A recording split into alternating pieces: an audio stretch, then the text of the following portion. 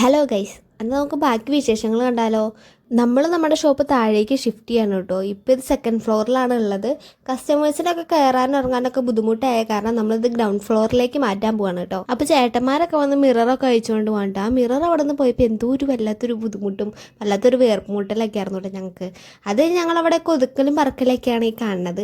എല്ലാ സാധനങ്ങളും അവിടെ നിന്ന് എടുത്ത് മാറ്റി ഷെൽഫൊക്കെ അവർ കൊണ്ടുപോവാണ് കേട്ടോ. ഇത് ഹെയർ കട്ടിങ് റൂമിലത്തെ ഷെൽഫാണ് കേട്ടോ. ആദ്യം ഇതാണ് കേട്ടോ അയച്ചത്. രണ്ടാമത് അയച്ചത് ഫേഷ്യൽ റൂമിലത്തെ ഷെൽഫാണ്. അതിനകത്തുള്ള സാധനങ്ങളൊക്കെ പുറത്തേക്ക് ഇറക്കി നിരത്തി വെച്ചിരിക്കുന്ന കാണുന്നത്. ഇത് മേക്കപ്പ് റൂമാണ് കേട്ടോ. അവിടെ ഒരു വലിയ മിറർ ഉണ്ടായി. ആ മിറർ അവർ അയച്ചപ്പോൾ അതിന്റെ ബാക്കിൽ ജനലുണ്ടായിരുന്നു. പൊതുവേ ഈ റൂം ഇരുട്ട് ഊത്തിയിട്ടായിരുന്നു ഉണ്ടായിരുന്നത്. ഇപ്പൊ നല്ല വെളിച്ചതിനകത്തേക്ക് വരുന്നുണ്ട് കേട്ടോ. അതൊക്കെ കഴിഞ്ഞ് കുറച്ചു നേരം കഴിഞ്ഞപ്പോൾ ഞങ്ങൾക്ക് ഫുഡ് കഴിക്കാനുള്ള ടൈമായി. അപ്പൊ ഞങ്ങൾ ഫുഡൊക്കെ കഴിച്ചു കേട്ടോ. ഫേഷ്യൽ റൂമിന്റെ ഷെൽഫിൽ നിന്ന് ഇറക്കിയ സാധനങ്ങളൊക്കെ അവിടെ ഇവിടെ ഒതുക്കി വെച്ചിട്ടുണ്ട് കേട്ടോ. മേക്കപ്പ് റൂമിലും കുറെ കൊണ്ട് ഒതുക്കിയൊക്കെ വെച്ചിട്ടുണ്ട്. അത് കഴിഞ്ഞ് എനിക്ക് റെക്കോർഡ് ചെയ്താണ്ടായി. ക്യാമറമാൻ അശ്വതി ചേച്ചി ആയിരുന്നു കേട്ടോ. എനിക്ക് ഇതൊക്കെ എടുത്തത് അശ്വതി ചേച്ചി ആയിരുന്നു.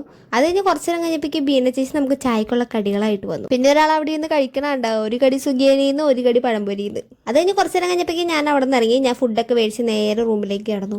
അവിടെ ചെന്നപ്പോൾ അവിടെ ആരും ഇല്ല. ഞാൻ മാത്രം ഒറ്റയ്ക്കായി പോകും. നേരെ ഞാൻ ആൻറ്റീൻ്റെ അടുത്ത് വിളിച്ച് കാര്യം പറഞ്ഞപ്പോൾ ആൻറ്റി പറഞ്ഞു ഒറ്റയ്ക്കൊന്നും ഇരിക്കേണ്ടാവാ, നമുക്ക് വീട്ടിലേക്ക് പോകാം. വേറെ ഒന്നും ഞാൻ നോക്കിയില്ല. ആൻറ്റി എന്നെ വിളിക്കാൻ വന്ന് നേരെ ആൻറ്റിയുടെ കൂടെ ഇറങ്ങി ആൻറ്റിയുടെ വീട്ടിലേക്ക്. അങ്ങനെ നമ്മൾ വീടെത്തി. ടിവിക്ക് എന്തോ കംപ്ലൈൻറ്റ് ഉണ്ടായിരുന്നു. അത് ശരിയാക്കിക്കൊണ്ടിരിക്കുകയായിരുന്നു കേട്ടോ ആൻറ്റി. അത് കഴിഞ്ഞ് കുറച്ചു നേരം കഴിഞ്ഞപ്പോൾ നമ്മൾ ഫുഡ് കഴിക്കാൻ വേണ്ടിയിരുന്നു. ഞാൻ നൂഡിൽസ് ആയിരുന്നു മേടിച്ചിട്ടുണ്ടായിരുന്നത്. പിന്നെ ഞാനും അതിന് കുറച്ച് നേരം ടെറസിൻ്റെ മുകളിൽ പോയി ഇരുന്നിട്ടുണ്ടായിരുന്നു. ആൻറ്റി എനിക്ക് നട്ട്സും കാര്യങ്ങളൊക്കെ കൊണ്ടുവന്നിട്ടുണ്ടായിരുന്നു. അത് കഴിച്ച് കുറച്ച് നേരം ആൻറ്റി അടുത്തുനിന്ന് സംസാരിച്ചു. അപ്പോൾ ഇത്രയുള്ളൂട്ട് ഇന്നത്തെ വിശേഷം. പിന്നെ കാണാം. Bye bye.